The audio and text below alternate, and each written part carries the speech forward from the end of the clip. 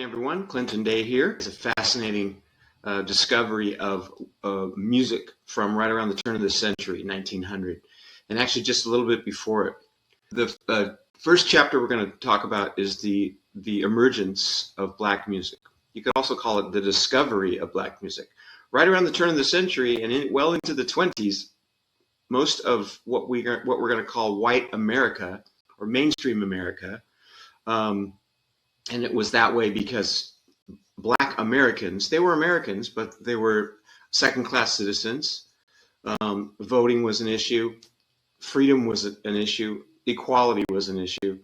Racism, of course, was an issue. These all continue to be issues to this day. But suffice it to say that back in 1900, white people in general did not know what was happening in the black community. And what was happening in the black community, musically anyways, was a phenomenon called ragtime piano. There were lots of other things happening. There was the blues, which were itinerant guitar players traveling around the South playing guitar-based music, acoustic guitar-based music. And we really didn't discover that until it started to get recorded in the 1930s. The 1920s were some of the early recordings, but we really didn't discover that until the 30s. Ragtime was the first discovery of black music by white America, right around 1890s. Scott Joplin, of course, was the most famous of the ragtime composers of the time, and he was publishing this music on what were piano rolls, Google piano roll. If you think records or cassettes were old time, Google piano roll. That was the first way to publish your music as a pianist at the turn of the century.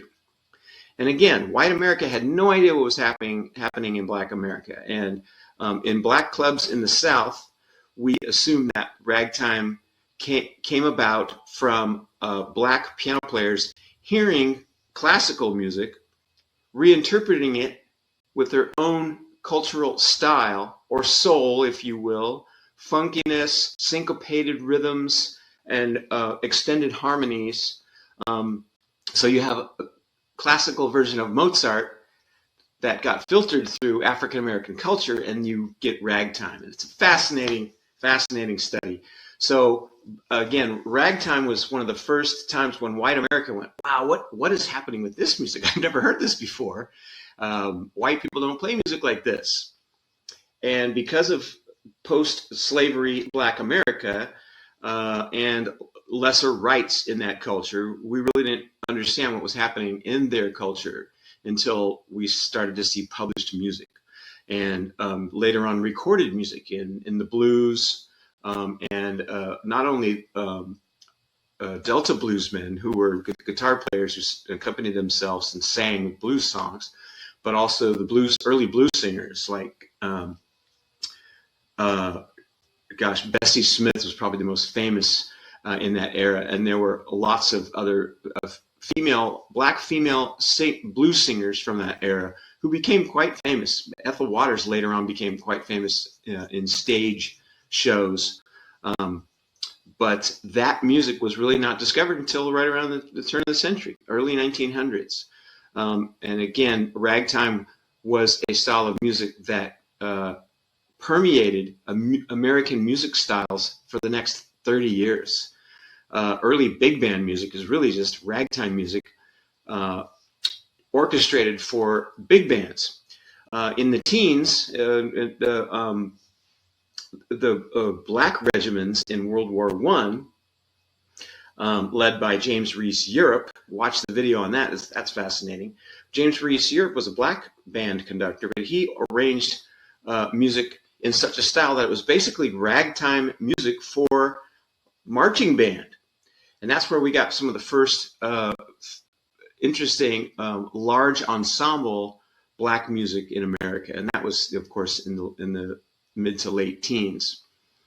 So that's a fascinating chapter, and I love it. Of course, we have Louis Armstrong, who was one of the first small jazz combo creators, and to this day, one of the most famous and influential jazz musicians, if not just American musicians.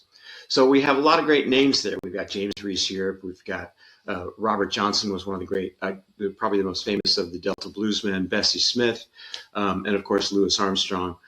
So that chapter gets into that history. The other one is popular song in the modern era. Early recordings of vocal music, and this in particular was in the white culture, non-black culture, non-African American culture, if you will. Again, it was very segregated at the time, of course, and remained that way for another 70, 80 years, if not to this day, of course. But early popular song was all the rage, and all the early phonograph recordings of people singing. And that's when you get one of the great examples of that is "Take Me Out to the Ball Game," and it's a very fascinating version of early white vocal music. So popular song in the modern era was one of the, because vocal recordings on early phonograph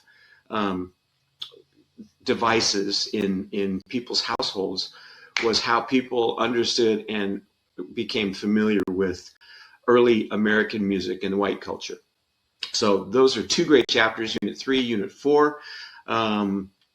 Probably two of my favorite in the whole chapter, in the whole textbook.